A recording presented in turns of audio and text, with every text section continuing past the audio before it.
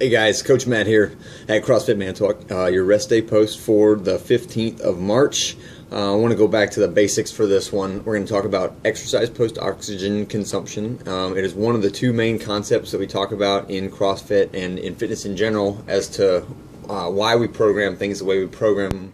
And why we challenge you guys to do things the way that we do them during the workouts. So it's more than just what we write down on the board. It's the other half is definitely up to the athlete as to how they get it done. So for this week, we're just talking EPOC. Next week, we're going to address the neuroendocrine response of exercise. So let's start off with the definition of it. EPOC is the measured increase in the rate of oxygen consumption after exercise, and it also entails, it basically encompasses the short-term recovery process that happens after you exercise. So the sum total is what your metabolism does when you are done with your exercising.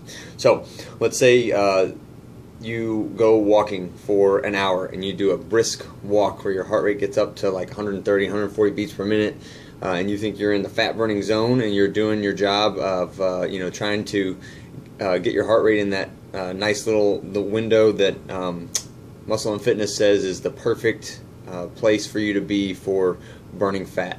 And while that may be true for the actual period of exercise, the exercise post-oxygen consumption for that type of activity is only like an hour and a half, maybe 2 hours long, and the curve is very shallow. Okay, so your metabolism does not actually go up that much, although you are engaged in the exercise, the activity for longer. The EPOC does not last as long. Now, let's say you come in to CrossFit and you do Murph on the Thanksgiving, and you do your 20-pound vest and you run a mile, you do 100 pull-ups, 200 push-ups, 300 air squats, and then run another mile, and you smoke it and you get it done in like 35 or 40 minutes, and you are absolutely dead afterwards. You left it all on the floor, you had nothing left, and we had to carry you away. Okay, that kind of effort, that kind of exertion yields an EPOC curve that is dramatically higher, like 4 to 5 times higher on the initial part, and lasts ridiculously longer, right? So we're talking like 36 to 38 hours longer that your metabolism stays above your base metabolic rate or your basal metabolic rate. So what we have are the comparison is an hour of short, low-intensity exercise versus half an hour of high-intensity compound joint movement, heavy weights, low rest intervals, that type of exercise. You're not doing the work as long, but the total amount of calories burned in a period over 2 days is dramatically different for the high-intensity exercise.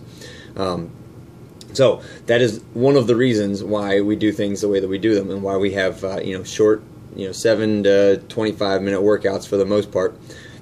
You can get this benefit no matter what you do, right? So whatever exercise you do, you can tweak it in order to maximize the EPOC. So if you are going to walk, you can walk faster. If you're going to run, you can run faster.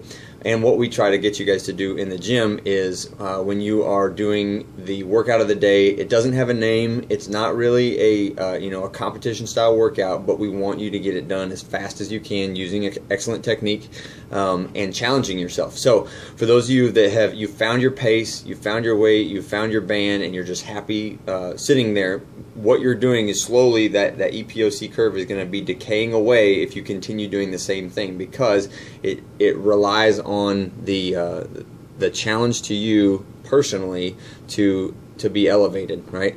So the same workout for me versus for Rich Froning is not going to elevate his metabolism as much if we tie on the time. So what that means is that you have to challenge yourself, right? And so I fully expect to get crazy looks from people when I say, no, you need to go heavier, or from the person who says, I can't go any faster, and I know you can, right?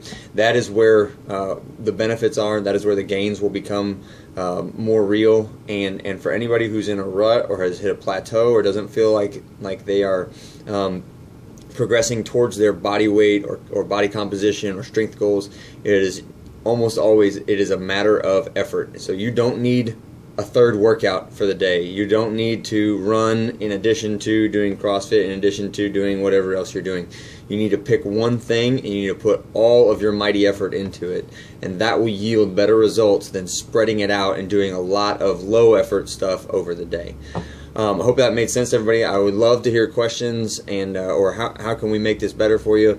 Next week we're going to tackle neuroendocrine adaptation, which is more on the hormones and why that is important for how we work out. Hope you guys have a great week. Enjoy the Open, and we'll talk to you soon. Take care.